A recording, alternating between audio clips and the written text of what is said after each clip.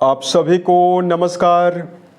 दोस्तों, धनु राशि वाले जातकों का इस चैनल पे स्वागत है। इस वीडियो में हम आपको बताने वाले हैं धनु राशि वाले जातकों के लिए साल 2026 में 21 से लेकर 30 तारीख तक का समय कैसा जाने वाला है।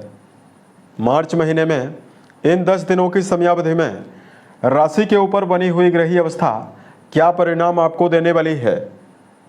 किन मामलों में धनु राशि वाले जातकों को कम प्रयासों में बड़ी सफलता मिलने वाली है, वहीं कहां पर धनु राशि वाले जातकों को संभल कर काम करने की आवश्यकता भी रहने वाली है।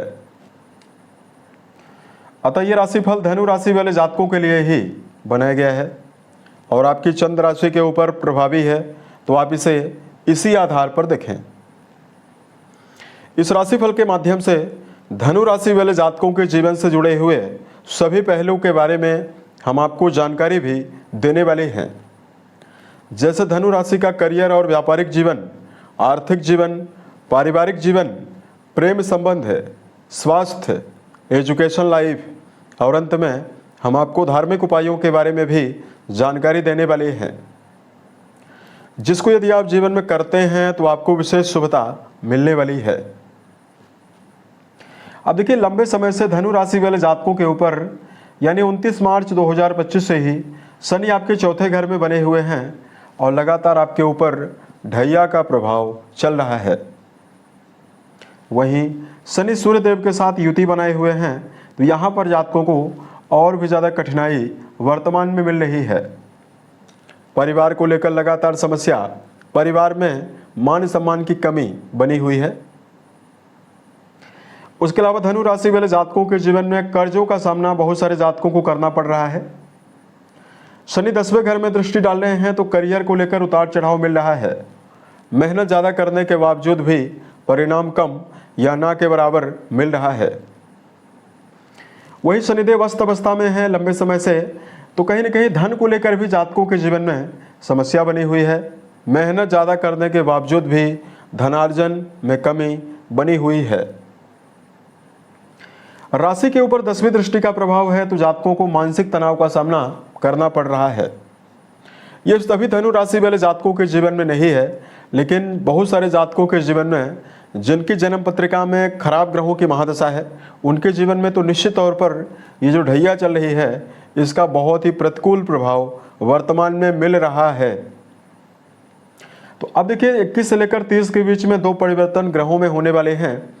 सबसे पहला बुध का परिवर्तन 21 तारीख को होगा।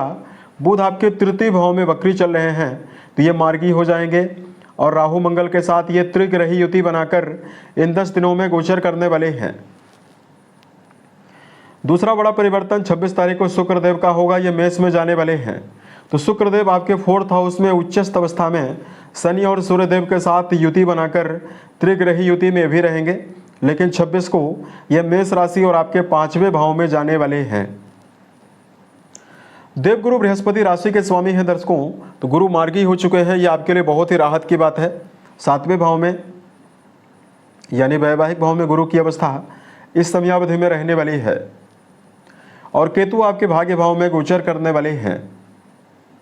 अब आइए हम आपको बताते हैं धनु राशि वाले जातकों के जीवन में हर मामलों में क्या अवस्था ग्रहों के दृष्टिकोण से आपको मिलने वाली है। सबसे पहले बात करते हैं करियर और व्यापारिक जीवन के मामले में क्या परिणाम आपको मिलने वाला है। कुंडली के 10वें भाव यानी कर्म भाव के स्वामी बुध माने जाते हैं और कुंडली के 10वें भाव से करियर, व्यवसाय, प्रसिद्धि और मान सम्मान के बारे में विचार करते हैं। कर्म भाव के स्वामी लंबे समय से वक्री चल रहे थे, तो अब ये मार्गी हो चुके हैं। अतः कर्म क्षेत्र के मामले में बड़ी राहत यहाँ पर अब आपको मिलने वाली है। 21 तारीख से बुध की मार्गी चाल करियर के मामले में उत्साह की संभावनाओं को भी देने वाली है, आपके मनोबल का भी विकास करने वाली है और वर्क प्लेस पर भी अपने व्यक्तित्व के द्वारा प्रभावशाली अवस्था का निर्माण करने में आप समर्थ होने वाले हैं।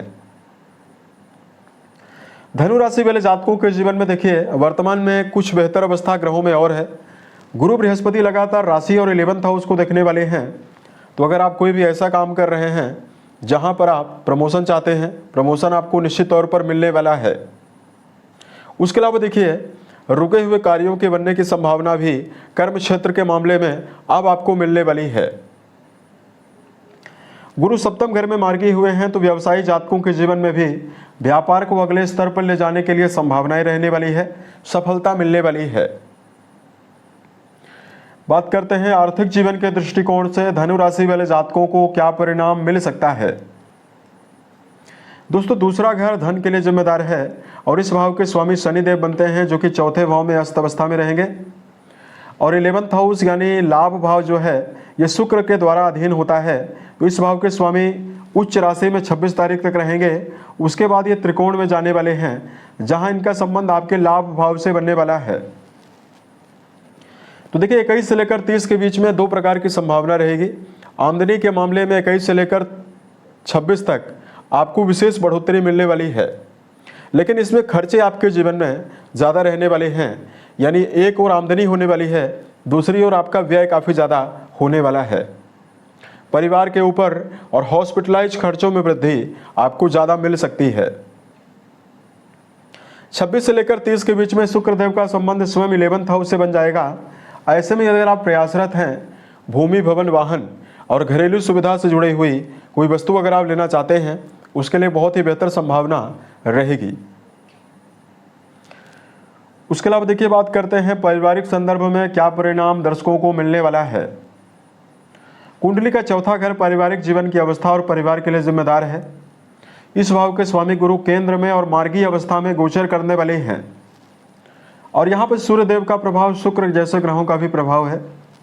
परिवार में आपको मिला जुला परिणाम मिलेगा। शनि अस्त अवस्था में रहने वाले हैं तो पारिवारिक जीवन में यदि आप प्रयासरत हैं तो आपको संबंधों में भाई बहनों का सहयोग, परिवार के बड़े लोगों का सहयोग आपको मिलने वाला है। परिवार के लोगों के साथ लंबी और बड़ी यात्राओं के अवसर भी धनु राशि वाले जातकों को मिलने वाला है।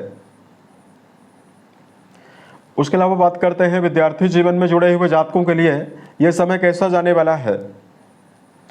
दोस्तों शिक्षा भाव के स्वामी मंगल बनते हैं जो कि आपके तीसरे भाव में बहुत ही अच्छी अवस्था में बने हुए हैं तो ये राहु देव के साथ।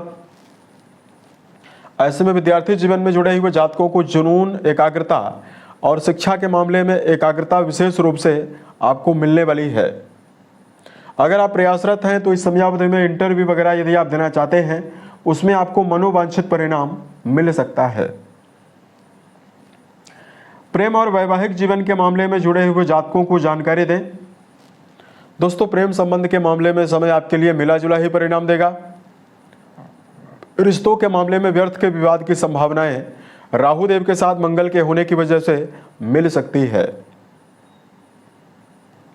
उसके अलावा देखिए बात करते हैं वैवाहिक जीवन के दृष्टिकोण से क्या परिणाम आपको मिलने वाला है।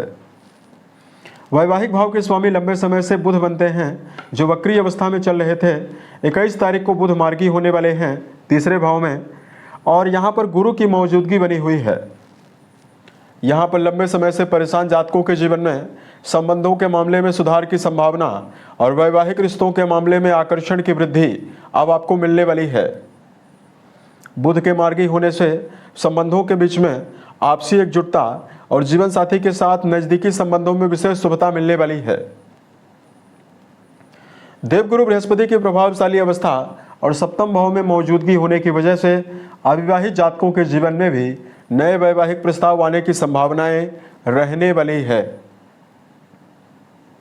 उसके अलावा देखिए बात करते हैं हेल्थ के मामले में समय कैसा रहेगा। दोस्तों राशि के स्वामी लगातार मार्गी होकर राशि को ही देखने वाले हैं, अतः जातकों के जीवन में वर्तमान में मानसिक और शारीरिक स्तर पर बहुत ही बेहतर शुभता मिलने वाली है। शनि की ढैया जो प्रभाव आपको दे रही है, बुरा प्रभाव, शनि अस्त हो चुके हैं तो ढैया के दुष्प्रभावों में कमी हो चुकी है। अतः वर्तमान में 21 से लेकर 23 तक उत्तम स्वास्थ्य की संभावना और धनु राशि वाले जातकों को प्रबल मानसिक ऊर्जा मिलने वाली है। यहाँ तक कि गुरु के मार्गी होने से बड़ी और लंबी बीमारियों से निकलने में भी आपको प्रबल आसानी रहने वाली है। तो सेहत के मामले में समय बहुत ही अच्छा दिखाई दे रहा है। बात करते हैं धार्मिक उपायों के बारे में। धनु राशि वाले जातकों को वर्तमान में ओवर कॉन्फिडेंस के साथ कोई भी काम करने से बचना है।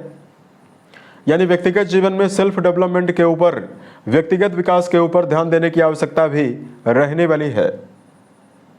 दूसरा, धनु राशि वाले जातकों को वर्तमान समय में मेडिटेशन रोजाना आपको जरूर करना चाहिए। अगर आप मीठा जल शिवलिंग पर अर्पित करते हैं और महामृत्युंजय नामक मंत्र का जप करते हैं तो आपको विशेष शुभता मिलने वाली है। साल 2026 के सभी महीने आपके जीवन में बेहतर संभावनाओं का निर्माण करें और आप सफलता के सभी मुकाम को टच करें। इसी कामनाओं के साथ मैं अपनी वाणी को विराम देता हूं। ओम नमः शिवाय।